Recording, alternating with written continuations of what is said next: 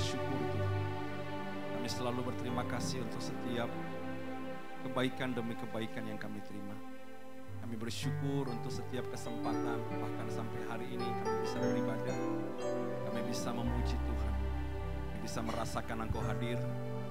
Mari Roh Kudus, Kau senantiasa terus membimbing kami. Buat kami mengerti, buat kami paham. Dan Roh-Mu yang kudus sendiri yang beracara, mengajar kami, memberikan kami pengertian-pengertian baru. Supaya Tuhan, kehidupan kekristenan kami bukan hanya sekedar mengerti bagaimana kami diselamatkan, tapi kami bisa berjalan di dalam keselamatan. Terima kasih Tuhan, urapi hamba-Mu supaya apa yang hamba sampaikan menjadi berkat, dan biarlah nama Tuhan saja yang dimuliakan. Terima kasih, dalam nama Tuhan Yesus sama-sama kita katakan amin. Puji Tuhan. Thank you, well. Selamat pagi dan siang, gimana kabarnya? Segar saudaraku? Ya, ya walaupun mendung. Ada jawaban nih Pak ini. Ya senang sekali ketemu Pak Yohanes, Ibu Linda dan semua jemaat Oikos. Makasih untuk kesempatan saya bisa melayani di tempat ini. Ya saudara, hari ini saya izin memang kemarin sama Ibu Linda untuk mengajarkan ini karena ini menyangkut doktrin. Ya, saya sebenarnya kurang berani bicara doktrin kalau bukan di gereja sendiri. Tapi kalau saya memberikan diri menyampaikan ini kepada saudara, berarti saya mengerti bahwa kita sefrekuensi. Ya, semoga Anda bisa mengerti. Saudara, saya beri judul hari ini tentang kita memahami anugerah. Mungkin Anda kalau bicara anugerah, itu kita sudah akrab, saudaraku. Ya, dan saudara, apa sih sebenarnya anugerah itu? Anugerah itu adalah satu pemberian yang sebenarnya tidak layak kita terima. Tetapi toh kita terima. Ya, bukan karena pemberian ini murah, tetapi karena pemberian ini tidak sanggup kita beli. Ya, itulah anugerah. Dan saudara, anugerah yang terbesar yang diberikan kepada kita sebenarnya bukan dalam bentuk barang, tetapi dalam bentuk seorang pribadi. Itu siapa? Kristus. Kristus adalah anugerah yang terbesar. Ya. Namun saudara, banyak orang salah paham tentang hal ini. Ya, sehingga mereka sendiri bingung saudara, sebenarnya untuk apa sih Yesus itu diberikan? Sehingga pribadi Yesus yang diberikan ini, korban salib ini bukan lagi menjadi anugerah bagi sebagian besar orang. Karena mereka enggak mengerti saudara, untuk apa sebenarnya Kristus diberikan. Ataupun mereka misinterpretasi tentang anugerah yang bernama Kristus ini. Coba deh saudara, saya mau nanya saudara ya tentang pertanyaan ini, coba Anda jawab ya. Kalau saudara, saya tanya sama saudara, mengapa saya butuh anugerah? Atau mengapa saya membutuhkan Kristus? Atau kalau saudara nanti bertanya kepada diri saudara, coba saudara tanya kepada diri saudara hari ini, mengapa Anda butuh Yesus? Ya, ini kan jadi pertanyaan dasar. Karena kalau pertanyaan ini tidak bisa Anda jawab, maka Anda pasti miss tentang anugerah. Tapi kalau pertanyaan ini Anda bisa jawab, maka Anda bisa mengerti tentang anugerah. Ya, inilah sebabnya kenapa anugerah menjadi sesuatu yang diperdebatkan. Karena kita gagal menjawab pertanyaan ini. Ya, mungkin ada beberapa alasan yang muncul ketika kita bertanya kepada diri kita. Coba kita cek ya, nanti Anda cek list yang mana jawaban saudara ya. Ayo kita lihat saudara. Itu saya butuh Yesus Pak supaya hidup saya lebih baik. Karena saya ini orangnya jahat, orangnya nakal, ya, karakter saya jelek. Saya butuh Yesus supaya saya mengalami transformasi dalam karakter saya. Supaya saya yang pemabuk ini bisa jadi alim gitu ya. Saya yang pulang malam jadi pulang pagi, enggak saudara ya, jadi pulang sore gitu ya. Oh, supaya ada yang melindungi saya Pak. Karena saya yakin Pak, kalau di pesawat itu belum tentu pilot yang ahli pun bisa menjalankan pesawat itu dengan baik. Tapi kalau saya berdoa ada Tuhan Yesus bersama saya, pasti aman. Membuat saya tenang. Supaya saya diberkati Pak. Supaya apa yang saya lakukan itu diberkati. Ya, karena sekalipun saya berusaha keras, tapi kalau tidak ada berkat daripada Tuhan, maka saya tidak akan bisa berhasil, Pak. Ya saudara, coba deh saudara. Ya baca pelan-pelan. Anda nggak buru-buru kan saudara? Enggak ya? Katanya di sini kalau Ibu Linda itu sama Pak Jo selalu bilang, saya pesan, bilang jangan cepat-cepat, Pak. Enggak pernah dia ngomong begitu. Supaya saya ditolong Tuhan, Pak. Supaya saya punya damai sejahtera. Susah tidur saya ini, Pak. Harus minum obat tidur. Tapi sejak saya punya Yesus, Pak, aduh Pak, tidur saya tenang. Supaya karakter saya berubah. Supaya saya diselamatkan dari bahaya, Pak. Supaya saya bahagia. Dulu, Pak, sebelum saya kenal Yesus, saya enggak bahagia. Ya, tapi sekarang saya bahagia, Pak. Ya, supaya saya masuk surga. Supaya penyakit saya disembuh. Siapa yang alasannya lebih dari itu? Mesti Anda curiga sama saya. Kenapa Anda mau menatap saya dengan tatapan kosong tanpa ekspresi, tanpa jawaban? Saya bertanya artinya butuh jawaban. Kenapa saudara kayak menatap saya curiga? Jangan-jangan jebakan Batman nih, Pak. Siapa yang alasannya mengapa saya butuh Yesus itu lebih dari 3? Ada di sini. Yo, berarti lebih dari 3 dong. Coba angkat tangan. Ayo toh, katanya semua tapi tidak ada yang angkat tangan toh. Oh 1 ya. Oke. Siapa yang, oh iya Pak ini kurang. Siapa yang lebih dari 5? Angkat tangan. Ada juga. Siapa yang kurang dari 2? Tadi kan lebih nih saudara ya. Bapak kan tanya lebihnya. Jadi mengapa saya butuh Yesus? Ya karena supaya saya 2, 3. Oke. Kenapa saya butuh Yesus? Ya supaya saya 5. Kenapa saya butuh Yesus? Ya semua Pak. Supaya saya semua ini Pak. Nah tapi mungkin Anda adalah ekstrem kiri. Ya yang bilang begini, mengapa saya butuh Yesus? Gak ada satupun alasan. Siapa itu? Ada. Baik yang lebih, baik yang kurang, silent is gold. Kenapa Anda tidak mau menjawab? Salah nggak apa-apa. Ayo coba kita salah-salahan ya. Salah nggak apa-apa saudara. Saya pengen tahu saudara. Siapa yang jawabannya lebih dari 3? Kata. 1, 3, 4, 5. Oke. Siapa yang jawabannya lebih dari 5? Wah, banyak ya. Siapa yang kurang dari 2? Bahkan tidak ada Pak. Siapa? Jadi saudara tadi yang saya bilang salah-salah gitu tetap tidak berani. Ini berarti saudara bukan risk taker ya gitu ya. Gak berani ambil risk. Saudara, saya mau nanya begini sama saudara deh. Semua. 1, 2, 3, 4, 5, 6, 7, 8, 9, 10. Saya mau nanya sama saudara. Apakah 10 ini bisa diberikan oleh yang lain selain Yesus? Yang bilang bisa Pak, angkat tangan. Yang mana yang nggak bisa?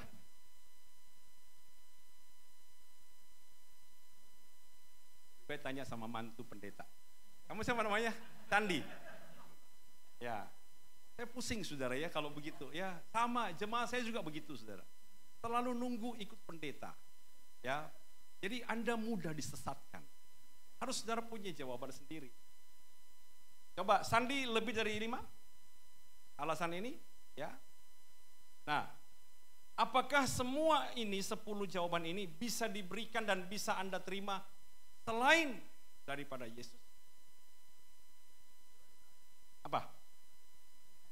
Loh, agama bisa kasih Anda surganya mereka loh. Surga yang berbeda. Itu kan menurutmu. Tapi menurut mereka itu surgaku. Kalau saudara, ya bisa dikasih. Bisa? Tadi mewakili deh. Kamu bilang enggak, semua enggak. Ya, ya semua. Bisa. Terus kenapa kita butuh Yesus?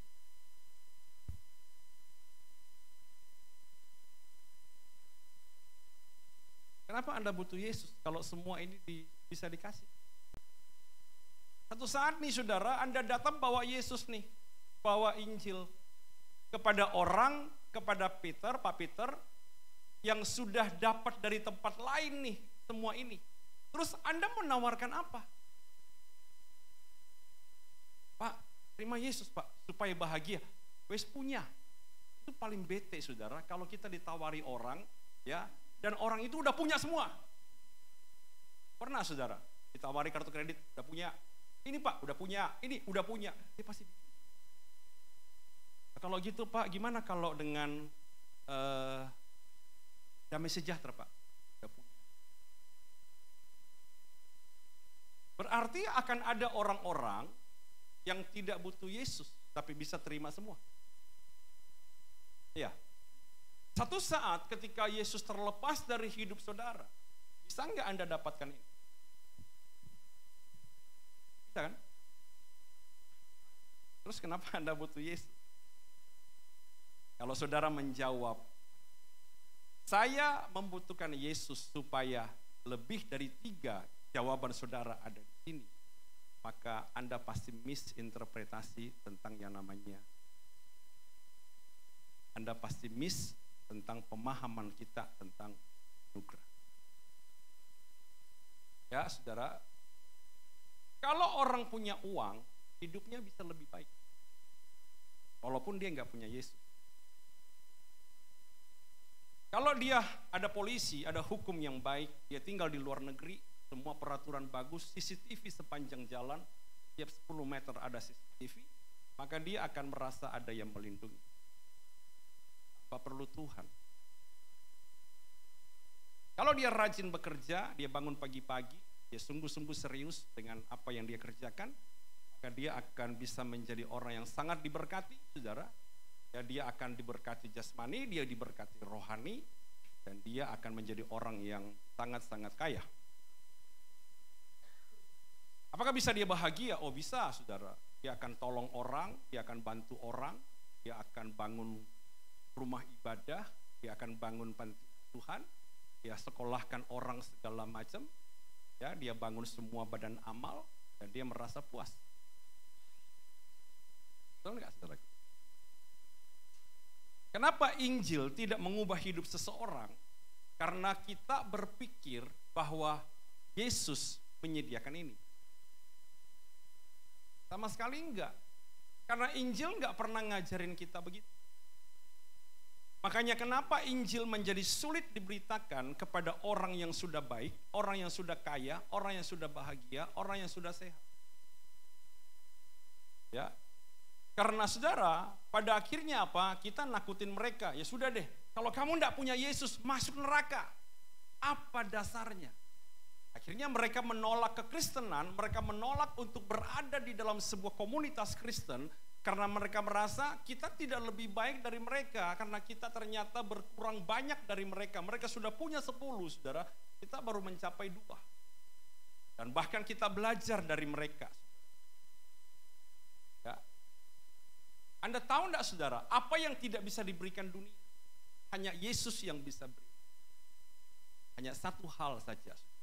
Kenapa saya membutuhkan Yesus? Kenapa mereka membutuhkan Kristus? Kenapa dunia membutuhkan Kristus? Karena kenapa siapa saja membutuhkan Kristus? Karena semua orang berdosa.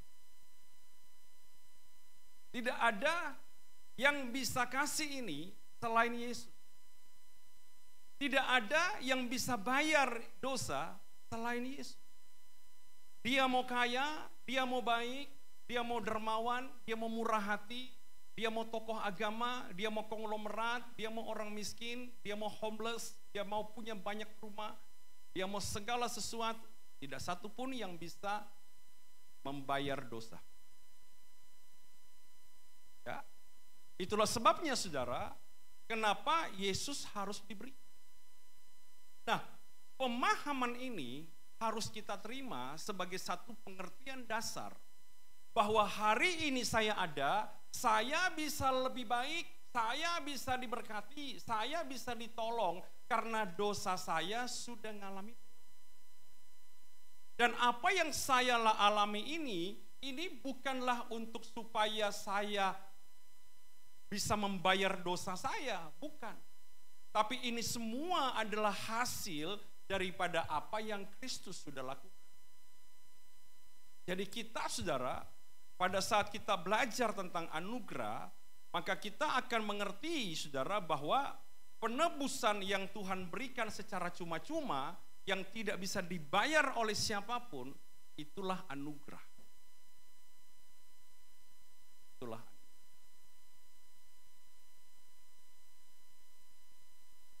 Kenapa harus dibayar? Karena upah dosa ialah maut.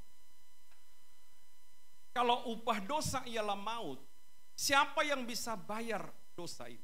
Orang yang benar, orang yang tidak berdosa, dan itu haruslah sebagai anak domba. Dan kalau itu dibayar sama dia, saudara, dan dia memberikan kita keselamatan, ya, maka itulah anugerah terbesar yang kita terima. Nah, kita nggak bisa. Papa kita nggak bisa bayar. Siapapun nggak bisa bayar. Nah, anugerah yang diberikan Tuhan kepada kita itu ada dua. Yang pertama adalah anugerah umum, common grace. Di dalam Mazmur 145 ayat 8-10 dikatakan apa? Tuhan itu pengasih dan penyayang, panjang sabar dan besar kasih setia. Tuhan itu baik kepada semua orang apa? Dan penuh rahmat terhadap segala yang dijadikannya. Segala yang kau jadikan itu akan bersyukur kepadamu ya Tuhan, dan orang-orang yang kau kasihi akan memuji engkau. Matius 5:45. Karena dengan demikianlah kamu menjadi anak-anak Bapamu yang di sorga, yang menerbitkan matahari bagi orang-orang yang jahat dan orang-orang yang baik, dan menurunkan hujan bagi orang yang benar dan orang yang tidak benar. Anugerah umum diberikan Tuhan kepada semua manusia. Ya, ada orang yang diberi hikmat, ada orang yang diberikan bakat, ada orang yang diberikan kebijaksanaan sebagai guru. Dia belum kenal Tuhan, dia gak percaya sama Tuhan, saudara. Tapi semua manusia adalah ciptaan dan milik Tuhan. Ya, jadi dia diberikan, saudaraku, diberi hikmat, ya, diberikan keindahan, diberikan keterampilan. Ada beberapa orang diberikan kemurahan hati, sehingga orang-orang kecil bisa ditolong. Ada orang-orang diberikan pengetahuan supaya teknologi bisa berkembang. Ada macam-macam, saudara. Ya, ada hujan yang diberikan kepada siapapun. Ya, entah dia mau percaya Tuhan, entah dia tidak mau percaya Tuhan, tetap ada berkat. Dia menanam, ketika hujan turun, padi yang dia tanam tumbuh. Itulah adalah anugerah umum. Dan anugerah umum ini, saudara, itu akan sampai, saudara, kepada satu pendapat bahwa Tuhan itu universal, bukan sifat pribadi. Ada Tuhan, Maha Esa, Maha Kuasa, Pencipta, itu semua diakui. Kenapa? Karena mereka menerima rahmat universal dan mereka menganggap Tuhan adalah milik universal. Ya, itu common grace. Tetapi ada yang namanya anugerah khusus. Anugerah khusus ini berbeda dengan anugerah umum, saudara, ya. Dikatakan apa? Dalam Yohanes 14:6-7 kata Yesus kepadanya, "Akulah jalan dan kebenaran dan hidup. Tidak ada seorang pun yang datang kepada Bapa kalau dia tidak melalui aku. Sekiranya kamu mengenal aku, pasti kamu juga mengenal Bapakku. Sekarang ini kamu mengenal dia dan kamu telah melihat dia." Siapapun yang datang kepada Yesus, dia melalui Yesus dapat datang kepada siapa, saudara? Kepada Bapa. Jadi anugerah khusus itu adalah karya Roh Kudus tentang panggilan orang secara personal. Panggilan orang secara pribadi. Penyataan diri Allah bukan universal tetapi personal, pribadi. Ya, disitulah dia mengetahui keunikan kita, disitulah dia memahamkan kita, membuat kita paham bahwa dia itu Allah yang mengerti, mengenal, dan dekat. Kisah Rasul 4:12, keselamatan tidak ada di dalam siapapun juga selain di dalam dia. Sebab di bawah kolong langit ini tidak ada nama lain yang diberikan kepada manusia yang olehnya kita dapat diselamatkan. Ya, saudara, jadi anugerah khusus ini terbatas pada orang yang benar-benar memiliki iman kepada Tuhan. Jadi kalau hari ini kita percaya kepada Yesus, kita menerima Dia sebagai juru selamat kita mengenal Dia secara pribadi, Anda terima anugerah umum atau anugerah khusus. Hah? Takut menjawab nih. Anugerah khusus. Anda akan keluar, saudara, bukan berarti itu sebagai sebuah hal yang superior, bukan. Tapi yang namanya anugerah itu adalah pemberian. Anda diberi anugerah keselamatan. Ya, saudara yang memberi respon, saudara, dan saudara menerimanya. Yang hebat bukan responnya, yang hebat adalah anugerah. Sehingga orang berdosa yang berespon, kok bisa-bisanya diselamatkan? Yang hebat adalah anugerahnya. Ya, nangkap ya saudara ya. Nah, saudara, inilah yang harus kita bisa pahami, saudara. Nah, kalau kita bisa mengerti ini, maka kita yang punya anugerah khusus ini, saudara, yang hidup di dalam Tuhan, yang sudah percaya kepada Tuhan, kita harus menghidupinya. Penting. Hari ini kita nggak ada poin, tapi saya ingin jelaskan ini dengan detail, saudara, kepada kita supaya kita bisa paham. Ya. Jadi, saudara, kita harus bisa hidup di dalam anugerah ini, saudara. Karena apa? Karena kita percaya bahwa Yesus telah menebus kita. Seperti tulis dalam Roma dikatakan begini, saudara. Coba kita lihat. Roma pasal yang pertama 16-17 dalam bahasa Indonesia sehari-hari. Ya, kita baca bergantian ya, saudara ya. Saya baca bagian 16, Anda baca bagian 17. Saya percaya sekali akan kabar baik itu. Karena kabar itu adalah kekuatan Allah untuk menyelamatkan semua orang yang percaya. Pertama-tama orang Yahudi dan bangsa lain juga. Kemudian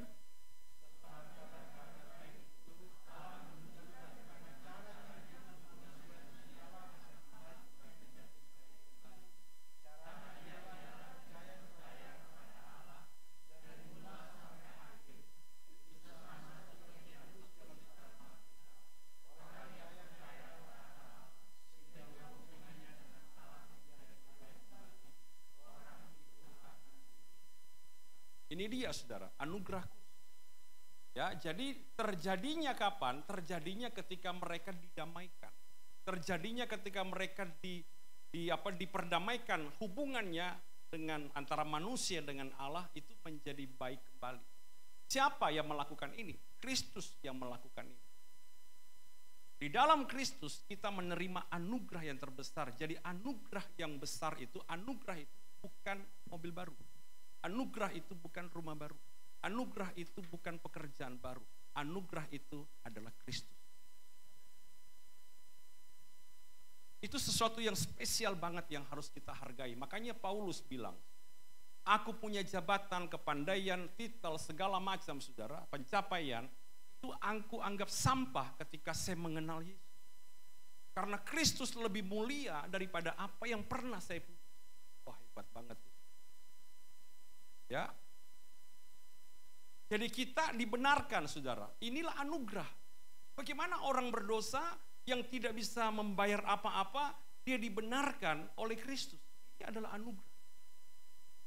Karena Anda ditebus Tuhan bukan untuk jadi baik, tapi Anda ditebus Tuhan untuk jadi benar. Kalau jadi baik, Anda tidak butuh Yesus.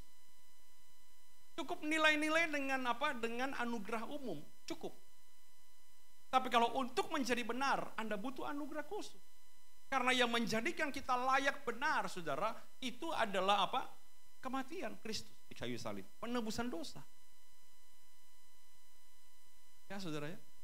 Karena dalam persidangan nanti, saudara, yang bisa dihukum atau tidak bukan yang baik dan yang jahat, tapi yang benar dan yang salah. Orang dibebaskan ketika diketok palu, Anda tidak bersalah. Bukan karena Anda orang baik. Kenapa kamu mencuri? Ya karena saya harus berjuang untuk anak saya. Oh, dia orang baik. bebas dari hukuman. No. Saya bunuh Pak, kenapa Pak? Ya terlalu banyak manusia di muka bumi ini. Baik mungkin. Ya baik menurut pandanganmu. Hukum tetap berlaku karena salah. Ya, nah Kristus membenarkan kita. Nangkap ya saudara ya. Nah setelah kita menerima anugerah daripada Tuhan saudara, kita mulai paham nih tentang anugerah. Pertanyaannya sekarang begini saudara, bagaimana kita menghidupi anugerah ini? Ini harus kita pahami. Karena kesalahan kedua saudara, selain pengertian tentang anugerah, pemahaman tentang anugerah yang misinterpretasi, pemahaman yang kedua yang sering kali salah saudara adalah kita gagal menghidupi anugerah ini dalam hidup kita. Coba lihat gambar ini saudara, kalau Anda disuruh pilih secara acak, Anda mau pilih mana? Tanpa keterangan. Pakai logika saudara aja. Nanti kita buktikan saudara ya. Kali ini harus milih, nggak ada abstain. Bahaya ini saudara ya. Nomor 1, nomor 2. Ya, lingkaran merah anugerah. Ya gambarnya aja saudara. Tanpa penjelasan, coba. Siapa yang pilih nomor 1?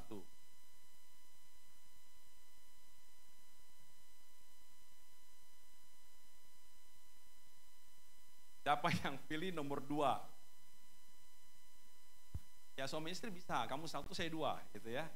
Kayak paruan supaya saling coba gitu ya, terserah dah. Loh aku belum bisa dijelasin Pak. Ya cuman milih pakai logika. Loh, memang beda kan? Apa bedanya? Ya lihat sendiri gambarnya. Coba. Saudara ya. Ada waktu dikit aja saudara, kira-kira 10 detik. Untuk mikir. Lebih baik kita pakai mantunya Pak Pendeta. Ya. Sandi gimana Sandi ya? Kamu pilih apa, jemaat pilih apa gitu ya. Suami istri aja, mewakili. Ya, mewakili yang pria, mewakili yang wanita. Siapa namanya Bu? Oh Yolanda. Oh ya, ladies first. Ya, Yolanda pilih mana? 1 apa 2? 1. Ibu-ibu semua 1 ya. Sandi mau pilih 1 juga? Mau pilih 2? Ya, saya tahu lah kamu takut sama Yolanda. 2 ya berarti ya. Oke saudara, nanti saya jelaskan kepada saudara. Ya, nanti baru kita nanti bertanya lagi saudara. Tolong Pak Peter, bantu saya. Saya berdiri di sini. Hadap sini. Mundur dikit. Oke, silakan kita lihat yang pertama. Oke. Nama ya, sorry. Pak ya. Saya kenal. Peter ini adalah gambaran Bapak. Anugerah. Oke, saudara. Nah, menurut keterangan gambar ini, ada satu hubungan yang keluar masuk. Datang, pergi, datang, pergi, datang, pergi. Maka saya sebagai seseorang yang menerima anugerah, saya terima anugerah keselamatan itu lewat penebusan Kristus. Saya menerima salib. Nah, kamu berini dong, tanganmu begini. Oke. Saya jadi orang yang diselamatkan. Itu Bapak Ibu. Kemudian saudara, sebagai orang yang diselamatkan, saya ada di keluarga saya dong saudara. Saya kemudian memperoleh keuangan, saya bekerja dalam pekerjaan saya. Sebagai orang yang apa saudara, yang sudah diselamatkan. Kemudian saudara, saya membangun hubungan dengan orang, dengan jemaat, saya ketemu teman saya sebagai orang yang sudah diselamatkan. Kemudian saudara, saya melayani Tuhan. Nah, di tengah-tengah saya beraktivitas dalam bidang-bidang kehidupan saya, ada saat-saat saya rasa capek. Ada saat-saat saya merasa, aduh kok pergumulan ini berat. Ya, usaha sekarang susahnya minta ampun. Ya, selain aturan, selain juga daya beli, aduh ekonomi kok ambruk begini ya. Aduh saya berdoa Tuhan, capek nih Tuhan. Akhirnya nggak kuat saudaraku. Sampai orang bilang begini, kok kasihmu yang semula kok mulai padam ya? Apimu kok mulai padam ya? Oh iya dah, saya kembali lagi saudara. Tuhan, saya berdoa nih saudara. Saya minta berkat, kekuatan, kuatkanlah saya yang capek ini Tuhan. Berikanlah saya jamu gitu ya. Jamu kuat gitu ya. Urapi aku Roh Kudus. Wah, dikasih sama Tuhan. Kemudian saudara saya pergi lagi saudara. Ya, saya melayani Tuhan, saya semangat lagi saudara. Waduh, saya lakukan pekerjaan-pekerjaan saya. Kapan saya terima anugerah itu, keselamatan itu? Mungkin sudah 10 tahun berlalu. Dan saya wirawiri, kekuatan. Setiap kali saya bergumul dan saya nggak kuat, saya selalu datang saudara. Saya selalu minta berkat, ya kasih saya kekuatan Tuhan. Siapa yang hidup, menghidupi anugerah dengan cara nomor 1.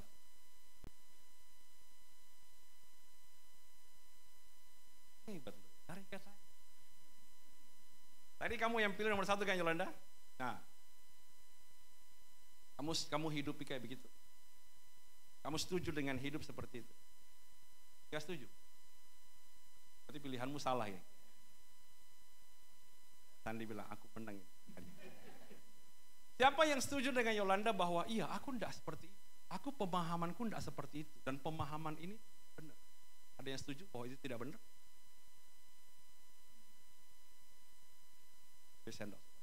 Ya, Anda dengarkan aja.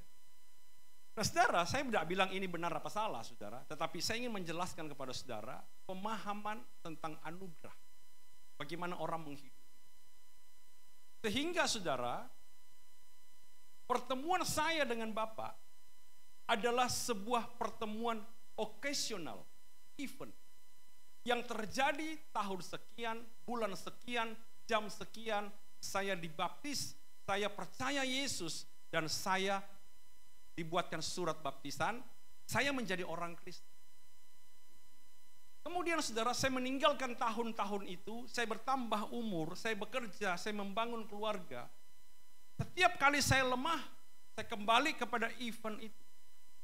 Event yang pernah jamah saya, event yang pernah buat saya terharu akan kasih Tuhan. Event yang pernah membuat saya, iya Tuhan ya, aku salah.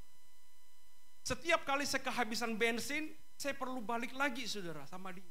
Untuk mengingat event itu. Ini menjadi sebuah monumen pertemuan saya dalam hidup saya. Inilah monumen paling bersejarah, di mana selalu saya harus kembali untuk mengingat akan kasih Tuhan. Ini penjelasan yang pertama. Penjelasan yang kedua saudara, coba kita lihat. Sandi.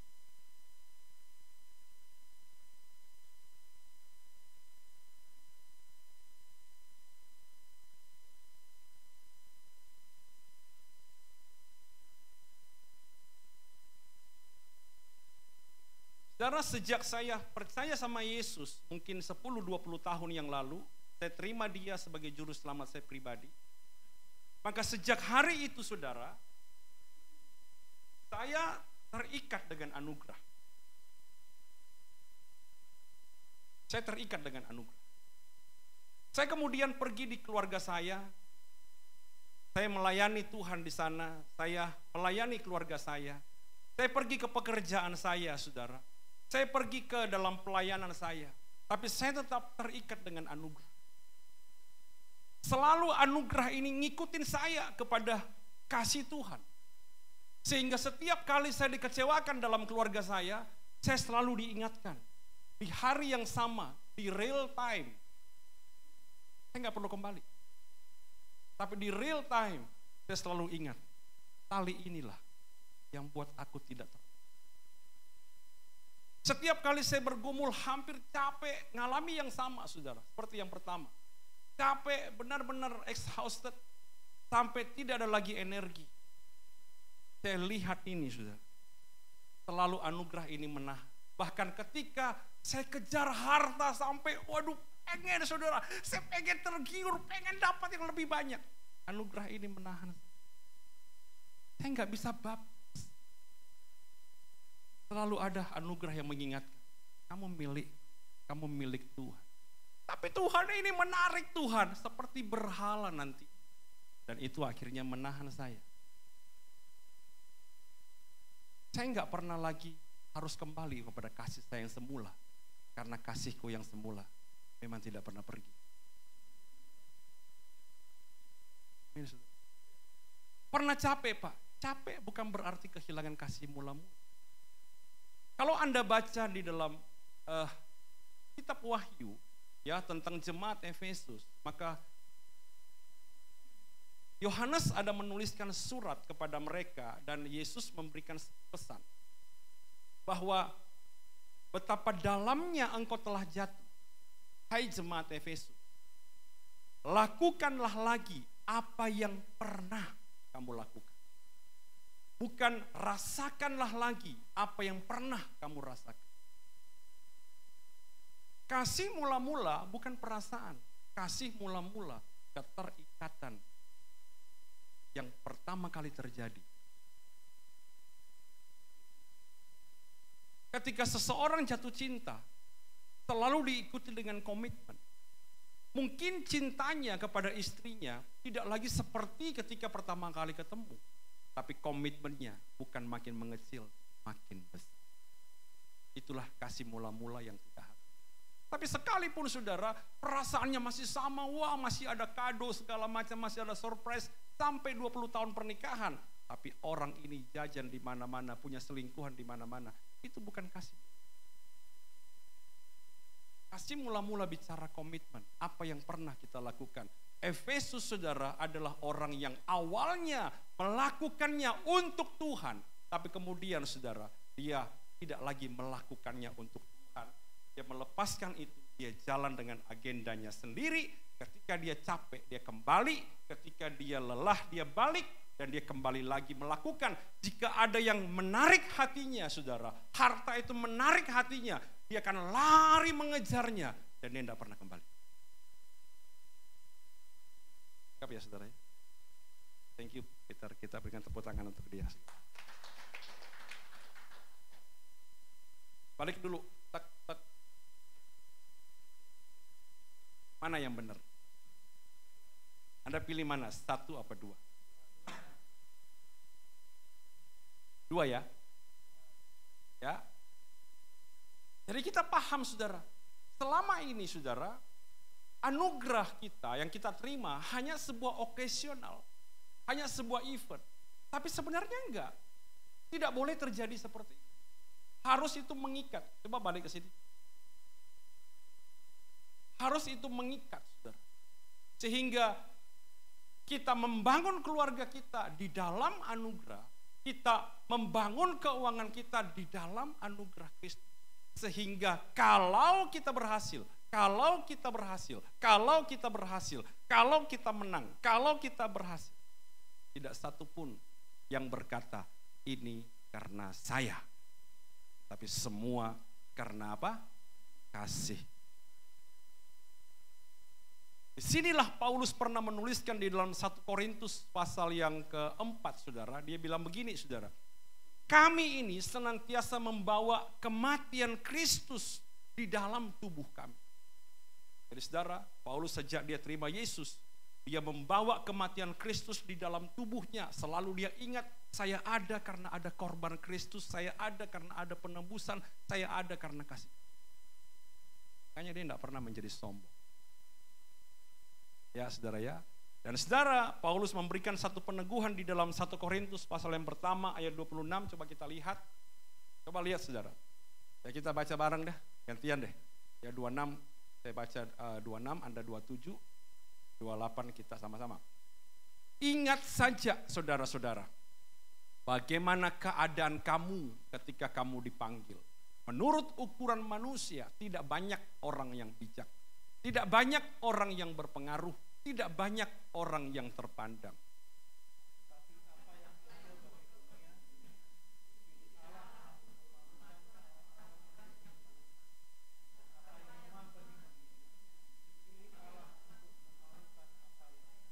Yuk sama-sama. Dan apa yang tidak terpandang dan yang hina bagi dunia, dipilih Allah. Bahkan apa yang tidak berarti dipilih Allah untuk meniadakan apa yang berarti. Yuk sama-sama. Supaya jangan ada seorang manusia pun yang memegahkan diri di hadapan Allah. Saudara lihat saudara, ingat saja. Artinya apa? Bahwa masa lalu, event yang pernah terjadi dalam hidupmu, perubahan hidup, keselamatan yang kau terima, Yesus Kristus yang kau sadari akan kematiannya, itu harus tetap menjadi ingatanmu hari ini. Sekalipun hari ini engkau sudah apa? Sudah berhikmat. Sekalipun hari ini engkau sudah kuat. Sekalipun hari ini engkau sudah terpandang. Sekalipun hari ini engkau sudah berarti.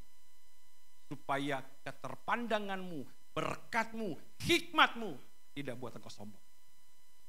Karena engkau selalu ingat. Siapa kamu? Siapa kita? Orang berdosa yang diberi anugerah. Itulah namanya saudara. Terikat dengan anugerah seumur hidup kita. Makanya saudara, saya jelaskan ini kepada kita semua. Karena memang jujur saya mau ngomong sama saudara, pemahaman ini baru juga saya ngalamin.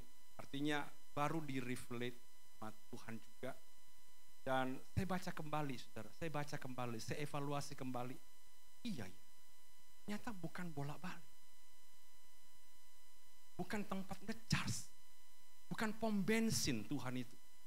Bukan rumah makan Tuhan. Tanpa dia aku gak bisa loh. Kenapa kok enak-enak habis makan kamu pergi? Balik lagi. Terus jalan suka-sukanya. Nanti jatuh sendiri, gak kelola sendiri, jatuh sendiri, terus salahkan Tuhan. Coba kamu diikat sama anugerah. Sadarin terus hal itu. Gak mungkin kamu lakuin hal-hal bodoh kan? Coba lihat saudara, ada satu ini bagian akhir ya. Saul dan Daud ya adalah dua orang pribadi yang sangat-sangat unik dan sangat berbeda, sekalipun mereka keduanya adalah raja Israel, saudara. Nah, secara teknis saudara, Daud ini adalah orang yang penuh dengan kesalahan dan kegagalan. Kita suka pakai lagu kan, bila roh Allah ada di dalamku, ku kan menari seperti Daud menari. Asik kan saudara? Bila roh Allah ada di dalamku, ku kan menari seperti Daud menari. Tapi tahu enggak saudara, pujian itu enak, pujian itu menarik. Tapi tahu enggak saudara, orang yang Anda nyanyikan ini itu sama istri orang. Orang yang Anda nyanyikan dengan sukacita ini adalah seorang pembunuh.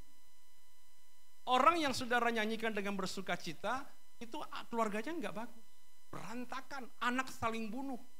Bahkan anaknya kejar dia, ingin rebut hartanya, rebut tahtanya, bahkan juga ingin membunuh. Sementara di pihaknya Saul enggak ada isu perselingkuhan. Enggak ada. Di pihaknya Saul saudara enggak ada isu masalah anak. Karena Yonatan sampai masa matinya, memang papanya adalah orang yang tidak suka sama Daud, sahabat dia. Tapi dia bilang sama Daud, saya mau perang bareng papa. Mati bareng sama papanya. Dia adalah seseorang yang harusnya kesalahannya tidak fatal. Dia nggak pernah bunuh sahabatnya, Saul ini. Walaupun dia mencoba membunuh Daud, tapi kan gagal. Tapi kenapa Tuhan menolak Saul? Sementara siapa? Sementara Daud diterima. Karena Saul, saudara, itu mempertahankan mahkotanya. Karena Saul mempertahankan rakyat. Karena Saul mempertahankan istananya, tapi tidak pernah mempertahankan Tuhan. Disitulah saudara, dia terlepas dari yang namanya ikatan kasih karunia. Tetapi saudara, ketika Daud diperhadapkan dengan dua pilihan, Daud lepasin istananya, kasih Absalom. Ya, Daud lepasin mahkotanya. Kamu mau ambil mahkota silahkan. Dia lepaskan rakyatnya, saudara. Tapi satu tangisan dan nyanyian, dia berkata apa? Jangan buang aku dari hadapan. Betul? Jangan buang aku dari hadapan. Jangan ambil apa? Rohmu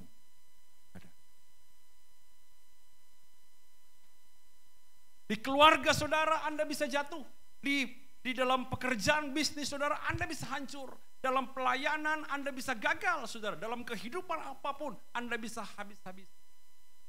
Tapi saudara harus tahu, sekalipun semua habis lenyap, haruslah kasih karunia Kristus Tuhan tetap yang paling berharga dan satu-satunya dalam hidup saudara. Karena Anda diselamatkan bukan untuk jadi nyaman, tapi Anda diselamatkan supaya dosamu diampuni. Pak, saya menderita, gak apa-apa. Pak, saya belum berhasil, gak apa-apa. Karena memang Tuhan mati bukan untuk itu. Tuhan mati supaya kita selamat dari api. Dalam kemiskinan Pak, saya percaya Yesus, gak apa-apa. Saya masih miskin loh Pak, gak apa-apa. Masih miskin tapi engkau selamat. Masih miskin tapi engkau punya sorga. Masih miskin tapi engkau menerima kasih karunia. Bukankah untuk itu aku datang? Jadi jangan setelah terima Yesus, saudara, Anda kejar kekayaan. Salah alamat. Setelah Anda terima Yesus, Anda hidup dalam Anda kerjakan keselamatan. Ya, jadi saudara, inilah yang harus menjadi sesuatu yang penting bagi kita. Karena ayat terakhir kita lihat saudara. Roma pasal 8 ayat 35 dan kemudian 38 dan 39. Siapakah yang akan memisahkan kita dari kasih-Nya Kristus? Okay. Paulus sendiri yang bilang loh saudara ya. Sudah punya Tuhan, bahkan kasih-Nya tetap ada di dalam dia, bahkan mengikat dia. Dia berkata apa? Aku ditindas, kesesakan, aniaya, kelaparan, ketelanjangan, bahaya, atau pedang.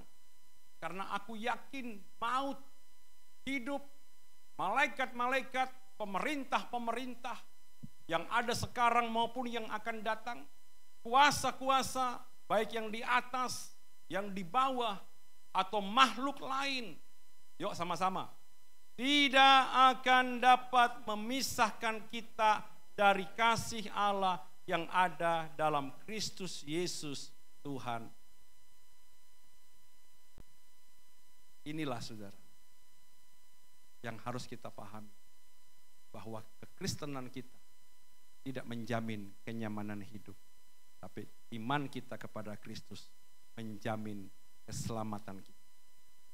Karena Dia tidak pernah melepaskan kita atau membuang kita atau memisahkan kita dari kasih-Nya bagaimanapun keadaan. Ini saudaraku, ya, yang saya ingin sharing kepada saudara, ya. Jadi biarlah kita selalu menerima anugerah, kita terikat oleh anugerah dan kita pergi untuk meneruskan kasih karunia itu. Mari sama-sama datang kepada Tuhan saudara. Saya minta bantuan. Ada satu lagu, Yesus Setia. Lagunya Ibu Jacqueline. Ini jadi berkat juga buat saya. Mari sama-sama kita bangkit berdiri.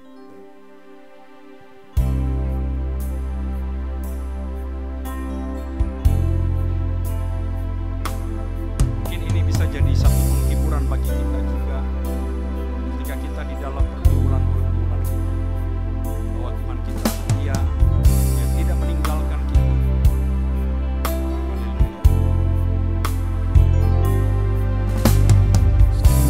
Tuhan tak menolong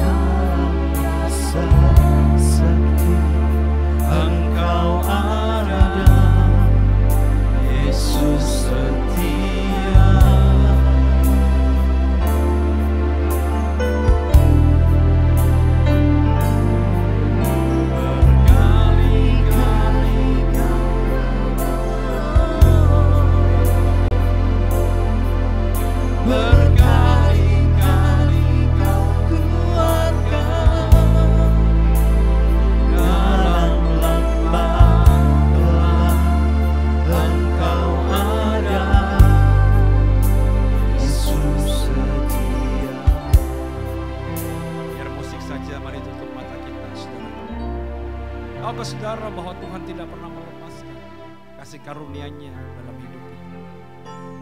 Janganlah engkau pergi sendiri, melakukan bagian, melakukan urusan saudara. Hidup seperti yang kau mau. Padahal hidup kita ada pemilik. Biarlah minta sama Tuhan. Tuhan, ikatlah aku dalam kasih karunia. Supaya baik pikiran, baik hatiku. Aku selalu ingat akan korbanmu di kayu salib. Tahun 98, saya hadir di sebuah gereja. Dan di situ saudara, tahun 93, saya hadir di sebuah gereja. Di situ saya nangis. Saya lihat dosa-dosa saya seperti film. Dan di situ pertama kali saya bilang sama Tuhan, ampuni saya yang berdosa. Dan ada seorang datang peluk saya, dia bilang begini, saudara, Yesus mengasihi. Dan sejak hari itu saudara, saya mau dibaptis. Itulah pertama kali perjumpaan saya dengan Tuhan. Dan sejak itu saudara, begitu banyak pertolongan Tuhan, begitu banyak pengalaman-pengalaman iman. Tapi pengalaman yang satu itu tidak pernah saya lupa.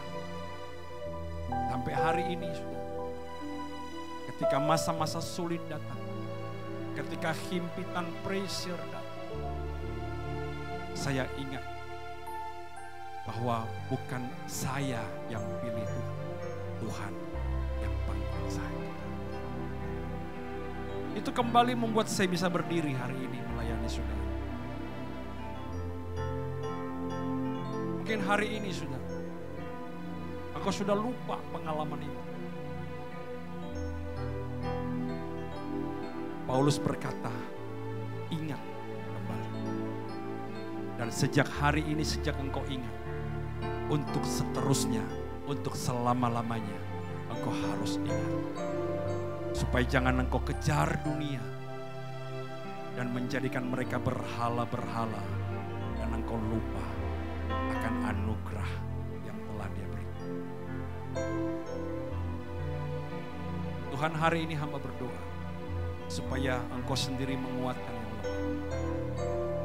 Engkau kembali mengingatkan kami akan hebatnya kasih karunia. Oh, tidak ada satupun yang bisa memberikannya selain daripada Kristus. Dan kami harus selalu syukuri karena tidak ada orang lain, siapapun di muka bumi ini, bahkan di atas, bahkan di bawah bumi, yang bisa melakukan hal sama. Kami orang-orang yang paling beruntung. Kami tidak akan melepaskan Kristus demi dunia ini. Karena mengenal Engkau jauh lebih mulia dari apapun. Kami tidak akan menyangkal Engkau karena sakit kami tidak sembuh. Kami tidak akan menyangkal Engkau karena keuangan kami mungkin habis. Kami tidak akan menyangkal Engkau karena penderitaan yang kami alami. Kami tidak akan menyangkal Tuhan hanya karena doa kami tidak dijawab. Karena penebusan dosa jauh lebih mulia dari semuanya. Terima kasih ya Roh Kudus. Berbicara terus dalam hidup kami. Nyatakan kebaikan